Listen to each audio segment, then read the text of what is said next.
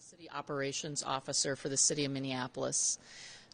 This morning, the city commenced work to close the encampment at East 26th Street and 14th Avenue. This comes, there are over 100 people at the camp, and you're saying there's 80 beds open. Where do you want them to go? I'll address how many people are at the camp in a moment. Where should they move their stuff? They're given an opportunity to move their stuff. Thank you. You came in with hundreds of police officers. Hundreds of police officers to throw people's stuff away. Where do you want them to go? As I was saying, the closure of the encampment has begun. People were given an opportunity to gather items, their personal belongings, as well as take down the yurts that are on site. And we are working together with police as well as other city personnel to be sure that people can remove those items out of the site. As long as that continues, we will wait until that work finishes before securing of this site begins. This has been hundreds of hours of work between all government partners, including the county, who is the social service provider for our folks who are in Minneapolis, as well as the state of Minnesota. Every single night since January, the beginning of January, there have been between 80 and 90 shelter beds available for people. We do understand that temporary shelter is not the ultimate answer for people, but often temporary shelter has to be used to be able to get to permanent housing and, in many cases, treatment for addiction and other issues.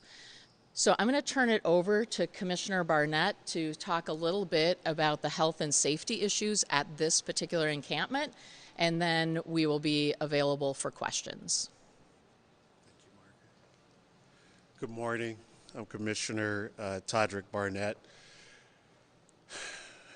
We believe that everyone deserves safe housing. Unfortunately, large encampments don't provide that. They pose a significant health and safety risk to both the people living in the encampments and the surrounding community. We've responded to numerous health concerns and safety concerns at this current encampment at East 26th and 14th Avenue and the former location. Some of those issues have been death threats among campers, assaults, gunshots with injuries, vandalism, property damage, drug overdose, and fentanyl use. Last October, I think like a lot of you reported, there was a newborn death at the encampment, and also there was an individual who died from a drug overdose.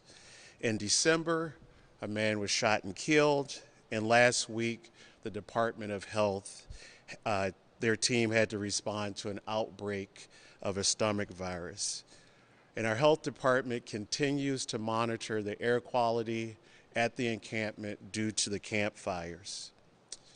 Yesterday, a 29-year-old man, unidentified man, was shot and sustained non-life-threatening injuries and was taken to the hospital. And that occurred just outside of the encampment. And based on our preliminary information that we have, the individual that shot him emerged from the encampment when that interaction occurred.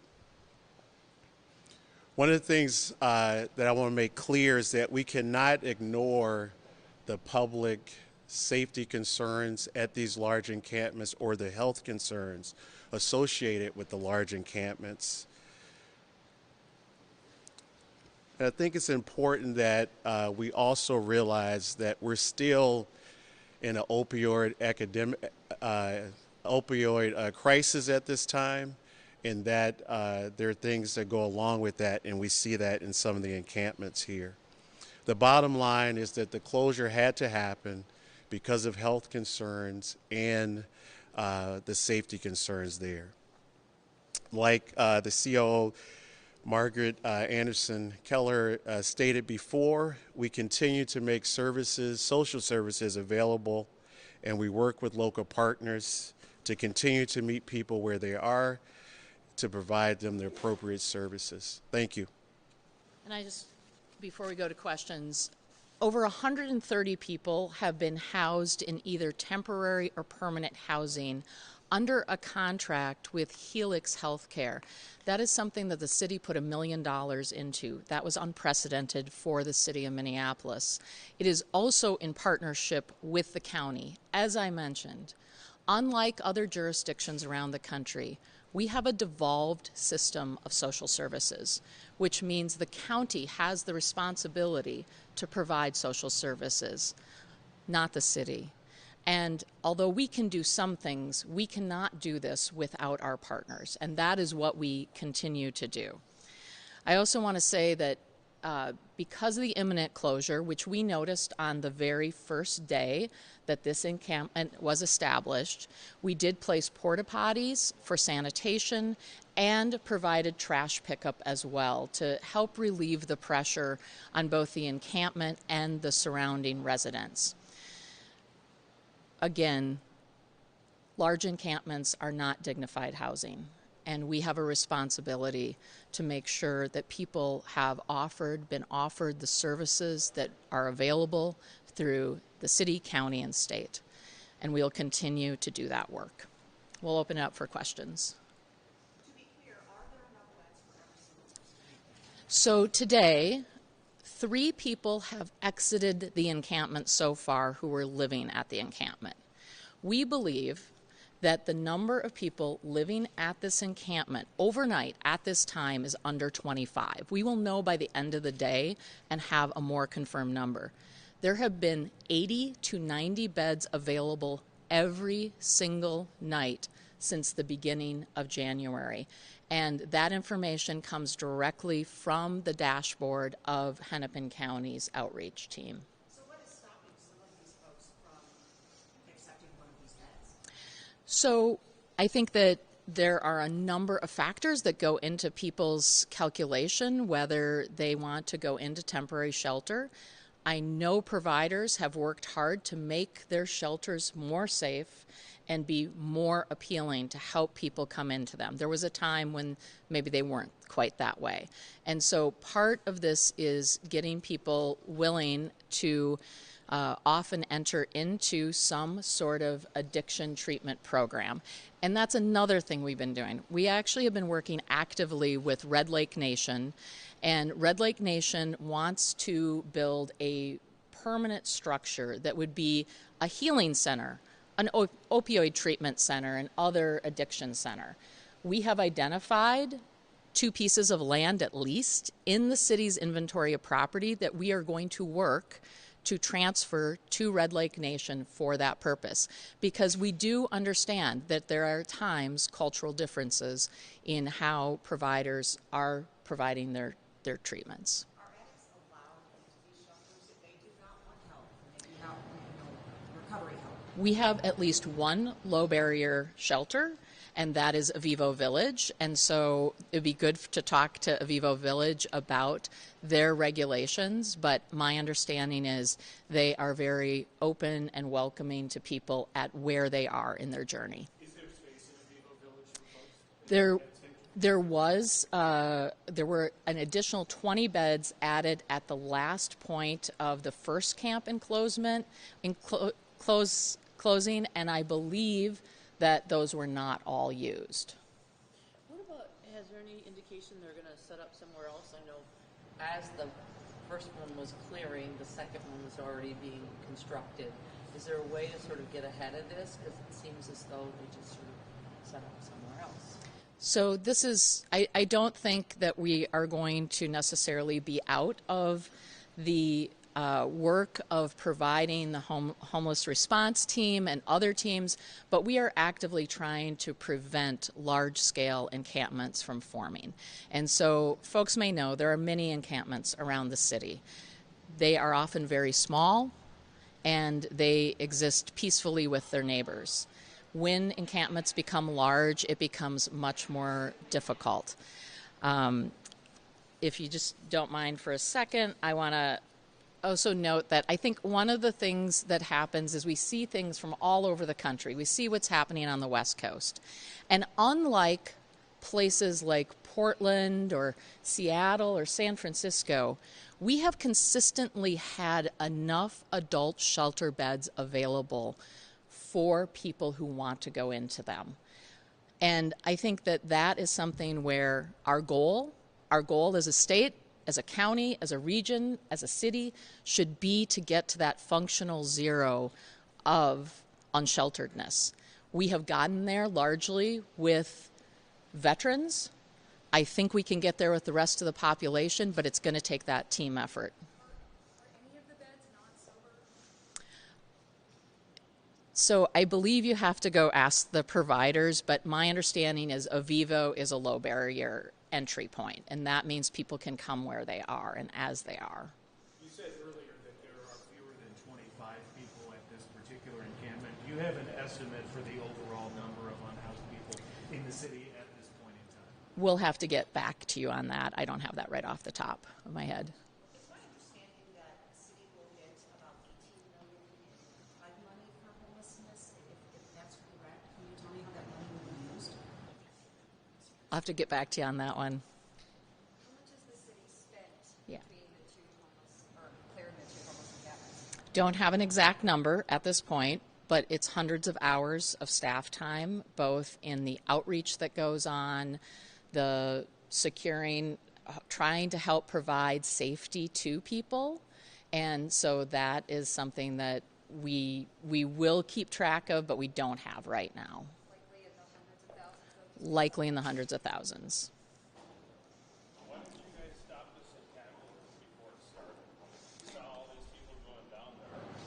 So I believe that the closeness to the very large encampment, the first encampment, there was a safety concern about what was happening, what might happen. And so that was why there was not an immediate closure, although we did post immediately that people were trespassing on this site.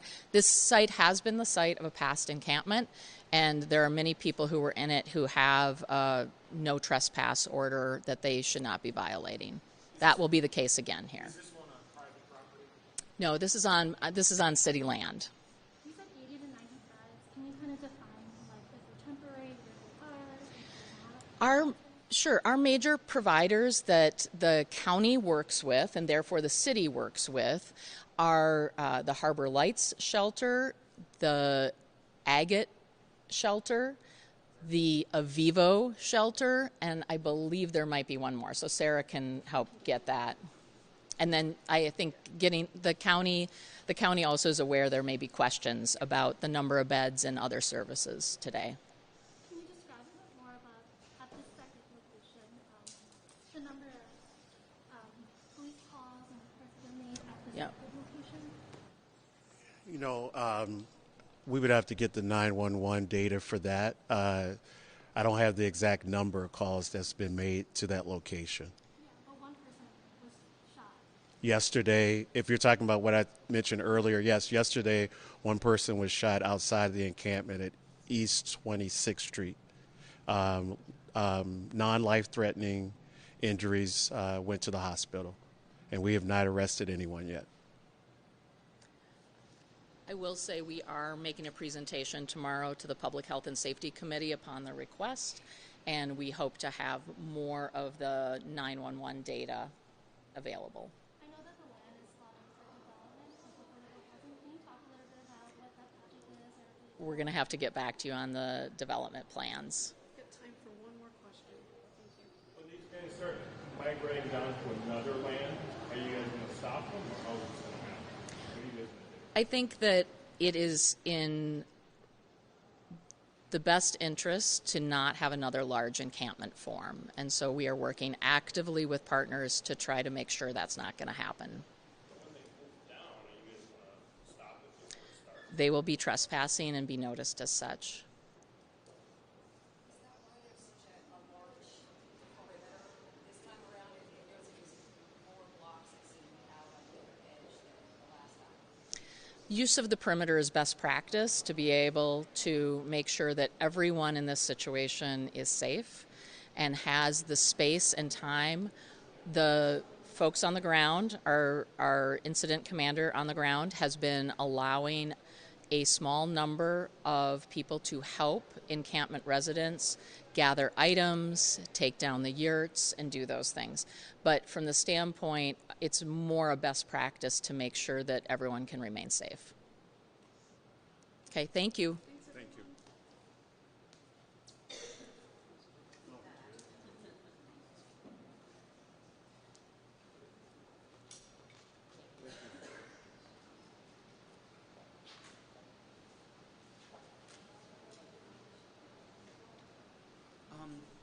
Do you have a cable that connects to the mobile?